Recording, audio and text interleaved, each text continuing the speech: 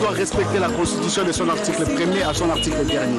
Aubin Minakou Djalanjo, secrétaire général de la majorité et président de l'Assemblée nationale. Kabila Totondi on a noté.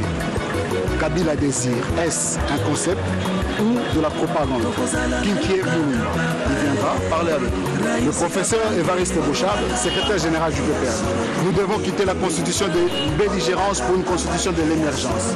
Qu'est-ce que cela veut dire? Il viendra discuter, débattre, nous expliquer le fond de sa pensée. Vous tous, jeunes kabylistes, venez, nombreux, ceci vous compte. Le sénateur. Un autre chantier important au titre de la gouvernance politique est celui des élections. À ce sujet, et sans vouloir empiéter sur les prérogatives de la Commission électorale nationale indépendante, je tiens à souligner les 2 points suivants. D'abord, que les élections sont dans notre pays devenues incontournables pour l'accès aux plus hautes charges de l'État et pratiquement tous les niveaux. Nous ne pouvons donc pas en faire l'économie, quelles que soient nos difficultés. Toutes les élections prévues par les lois de la République seront donc organisées conformément aux dispositions qui seront prises par l'institution compétente pour ce faire, à savoir la CENI.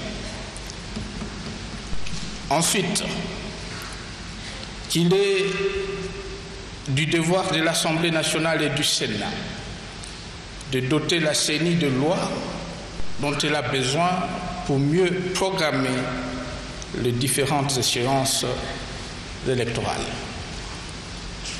J'invite pour sa part le gouvernement à mobiliser et à mettre à la disposition de la CENI les ressources nécessaires pour la bonne organisation des élections. Je les exhorte tout autant à appuyer comme il sied l'Office national d'identification de la population, les résultats du travail de ce service public étant nécessaires pour la bonne fin du processus électoral. Cela dit,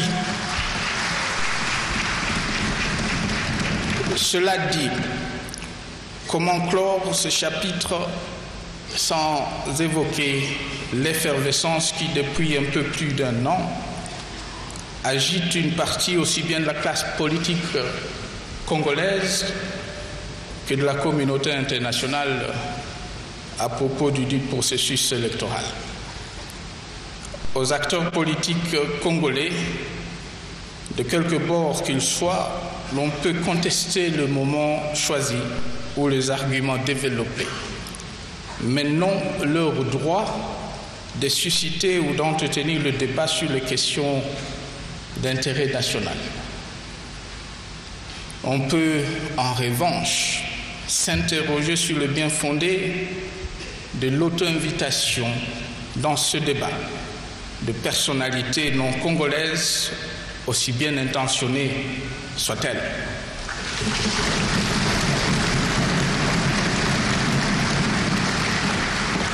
Il en va de même de la tendance fort remarquée de certains compatriotes d'en appeler systématiquement à l'étranger pour régler les différentes Congolais.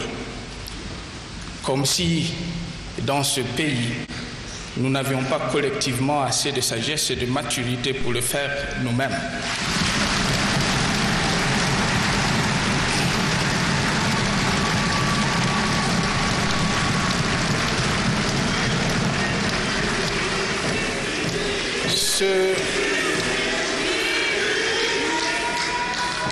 Ce comportement des uns et des autres est d'autant plus surprenant qu'il n'y a pas de crise politique en République démocratique du Congo.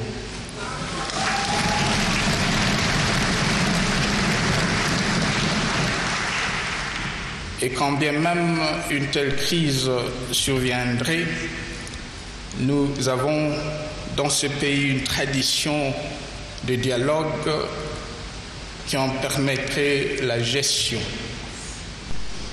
Ma main a toujours été et reste tendue.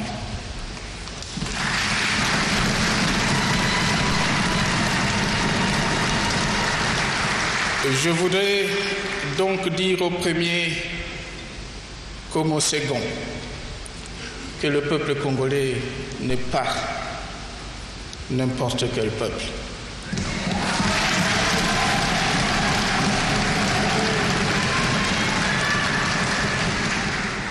Nous sommes les descendants de Béatrice Kimpavita,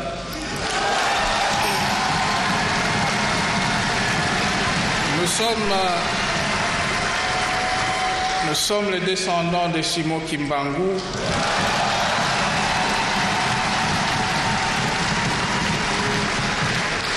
de Joseph Kasavubu, d'Antoine Gizenga, de Patrice.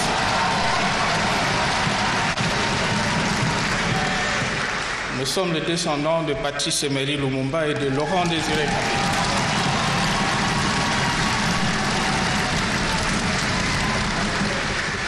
Alors nous sommes ce peuple tellement jaloux de son indépendance, conquise de haute lutte et des libertés démocratiques obtenues parfois au prix de sang,